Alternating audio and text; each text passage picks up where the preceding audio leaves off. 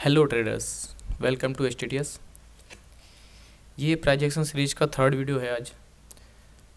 इससे पहले जो फर्स्ट वीडियो मेरा आया था उसमें प्राइज एक्शन के 5 की पिलर्स के बारे में मैंने बताया था, जिसमें फर्स्ट था ट्रेंड एनालिसिस, सेकंड जो था सपोर्ट रेजिस्टेंस, जिसके बारे में आज अपन बात करेंगे इस वीडियो में।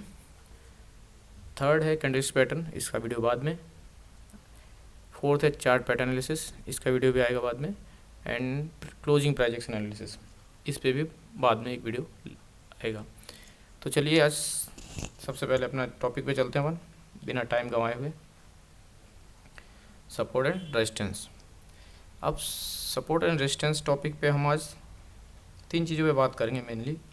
फर्स्ट, सपोर्ट रेजिस्टेंस क्या होता है। सेकंड, सपोर्ट रेजिस्टेंस कितने तरह के होते हैं। थर्ड, सपोर्ट रेजिस्टेंस को हम कैसे यूज कर सकते हैं। ठीक है, तो चलिए फर्स्ट टॉपिक पे चलते हैं। सपोर्ट रेजिस्टेंस होता क्या है। रिपीटेड प्राइस रिएक्शन, जिस जोन से भी आ रहा है, जिस लेवल से रिपीटेड प्राइस रिएक्शन बार बार आ रहा है, सेम प्राइस बिहेवियर अगर आप ऑब्जर्व कर रहे हो रिपीटेड किसी भी लेवल से, वो लेवल सपोर्ट या रेजिस्टेंस हो सकता है। ठीक है, जैसे प्राइस अगर बाउंस अप कर रहा है बार बार किसी एक प्राइस पे जाके, किसी एक लेवल पे जाके बार बार वहाँ से बाउंस बैक कर रहा है अगर प्राइस, तो वो लेवल सपोर्ट कहलाता है, सपोर्ट का काम कर रहा है। और रेजिस्टेंस अगर बार बार प्राइस किसी लेवल को जाके टच करके वहाँ से रिवर्स हो रहा है बार बार अगर प्राइस, तो वो रेजिस्टेंस लेवल है। राइट, अगर बहुत इजी और सिंपल लैंग्वेज में आपको बताऊँ तो रेजिस्टेंस वो जोन होते हैं जहाँ पे सेलर एक्टिव होते हैं। सेलर का फेवरेट जो एरिया है वो रेजिस्टेंस है, और बायर का जो फेवरेट एरिया है वो सपोर्ट है। ठीक है, सपोर्ट पे डिस्काउंटेड प्राइस में अगर मिलता है प्राइस, तो बायर जहाँ एक्टिव होते हैं वो सपोर्ट ऑटोमेटिक बन जाता है, और रेजिस्टेंस एरिया पे जहाँ पे सेलर एक्टिव होते हैं वो रेजिस्टेंस अपने आप बन जाता है। तो सेलर का फेवरेट एरिया रेजिस्टेंस, बायर का फेवरेट एरिया सपोर्ट। ठीक है, नेक्स्ट मूव करते हैं। ये सपोर्ट एंड रेजिस्टेंस की अलग अलग डेफिनेशन है, तो इसको छोड़ देते हैं। नेक्स्ट मूव होते हैं अपन type of support and resistance. ठीक है, मैंने मेनली यहाँ पे 6 टाइप के सपोर्ट रेजिस्टेंस मेंशन किए हैं। 1 बाय 1 अपन देख लेते हैं। सबसे पहले हॉरिजॉन्टल सपोर्ट एंड लेवल, जैसे कि अपन ने पहले डिस्कस किया कि सिमिलर प्राइस की लेवल से अगर सिमिलर प्राइस बिहेवियर शो हो रहा है, प्राइस आ रहा है बार बार किसी लेवल को टच करके नीचे गिर जा रहा है, या बार बार किसी प्राइस लेवल से बार बार बाउंस बैक कर रहा है, जब उन लेवल्स को अपन मैच मार्क करेंगे सिंगल, तो एक हॉरिजॉन्टल लाइन बनती है। ये होते हैं हॉरिजॉन्टल सपोर्ट एंड रेजिस्टेंस, जहाँ से प्राइस बार बार या तो गिर रहा है या बाउंस बैक कर रहा है, सपोर्ट कर रहा है। ठीक है, आप इमेज के थ्रू समझ सकते हैं। मैंने सब ये निफ्टी के चार्ट ले रखे हैं यहाँ पे। सेकंड है trend line analysis. Trend line जो रहते हैं सपोर्ट रेजिस्टेंस, ये डायनेमिक रहते हैं, क्योंकि एक अप ट्रेंड या डाउन ट्रेंड में जब मार्केट जब होता है, तो अगर आप कुछ की लेवल्स को जहाँ से प्राइस बार बार गिर रहा है या बार बार सपोर्ट आप बाउंस बैक कर रहा है, उन की लेवल को अगर कनेक्ट करते हो तो एक ट्रेंड लाइन ड्रॉ होती है, जिसको बोलते हैं ट्रेंड लाइन सपोर्ट रेजिस्टेंस, जहाँ से बार बार प्राइस टच होता है। जैसे इस लाइन एग्जांपल में आप देखोगे बार बार प्राइस उस ट्रेंड लाइन को टच हो रहा है, वहाँ से बाउंस बैक हो रहा है। थर्ड है मूविंग एवरेज का support resistance, 50 days 200 days moving average, ये भी एक अच्छा काम करते हैं, डायनेमिक रहते हैं। मैंने जैसे आपको पहले बताया था कि बायर का फेवरेट एरिया, तो इन सब जगहों पे बायर एक्टिव होते हैं। राइट, तो ये इसीलिए सपोर्ट रेजिस्टेंस का काम भी करते हैं ये। जैसे नीचे आप देखोगे मैंने ये में लगा रखा है, और ऊपर ये चार्ट सेम है, सेकंड वाला और थर्ड वाला चार्ट सेम है, बस उसमें ट्रेंड लाइन है, इसमें EMA है, दोनों का काम सेम है। ठीक है, तो अपने को ड्रॉ करना आना चाहिए, किसी को भी यूज करो, सपोर्ट रेजिस्टेंस निकालना आना चाहिए। फोर्थ अपन मूव करते हैं, वो मेरा फेवरेट है, जो मैं ट्रेडिंग में भी यूज़ करता हूँ, एक सेटअप है मेरा इसका, की लेवल्स फिबोनाची के रिट्रेसमेंट लेवल। राइट, जैसे इस एक चार्ट के थ्रू आप समझोगे कि बहुत स्ट्रांगली प्राइस ड्रॉप हो रहा था नीचे, फिर प्राइस ने एक छोटा सा बाउंस बैक लिया, उसका जब रिट्रेस्ट हुआ तो फिबोनाची के 0.5 लेवल से अगेन बाउंस बैक हुआ और अच्छी खासी एक अपसाइड की रैली दी गई। तो फिबोनाची के जो लेवल रहते थे, मेनली इसमें 3 लेवल मैंने ड्रॉ किए हैं, 38.2, 50 एंड 61.8। ये मेरे लिए गोल्डन जोन एरिया रहते हैं, जहाँ से प्राइस रिवर्स होता है।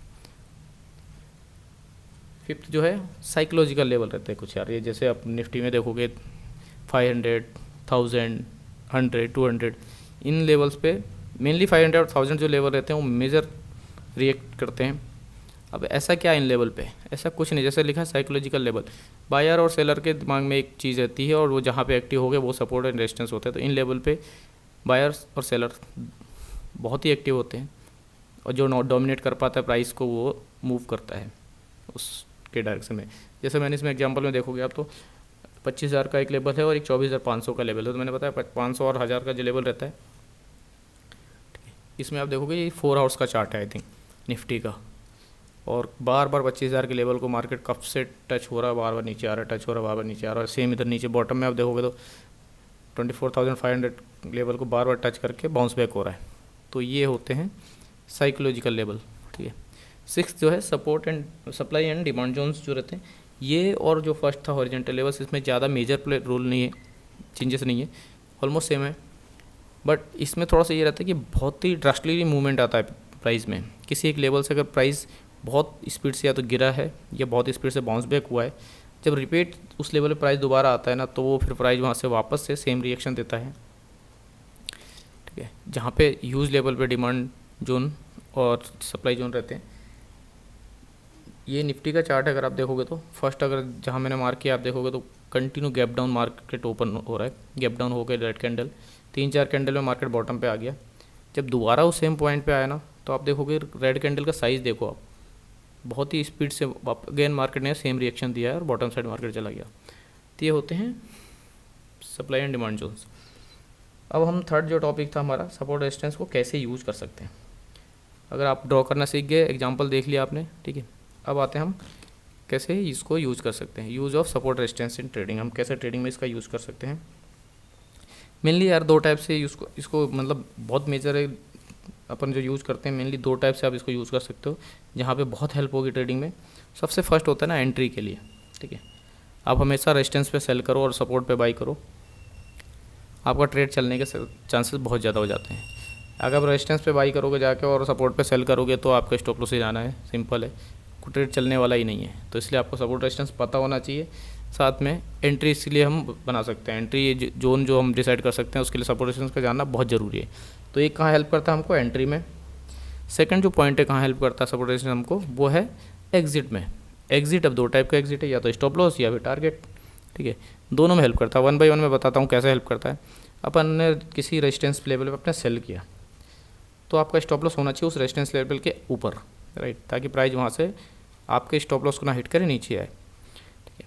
ये हो गया स्टॉप लॉस। अगर सपोर्ट पे आपने बाई किया तो सपोर्ट के नीचे आपका स्टॉप लॉस होना चाहिए। अगर आपको पता होगा कि हाँ सपोर्ट है, उसके बाद तभी तो आप नीचे लगा पाओगे ना स्टॉप लॉस, ठीक है। तो ये हो गया स्टॉप लॉस के लिए। सेकंड जो इसमें था टारगेट।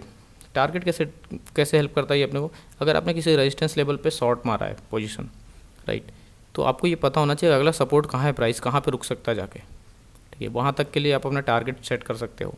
अगर आपने सपोर्ट लेवल पे बाई किया है तो आपको पता होना चाहिए नेक्स्ट रेजिस्टेंस कहाँ पे है, प्राइस कहाँ पे जाके अगेन रिवर्स हो सकता है, वहाँ तक के लिए टारगेट आप सेट कर सकते हो। तो मेनली सपोर्ट रेजिस्टेंस हम लोग कहाँ हेल्प कर रहा है, एंट्री में, सेकंड एग्जिट में, stop loss and target setting में, ठीक है। तो ये 2 जगह पे मेनली यूज है इसका।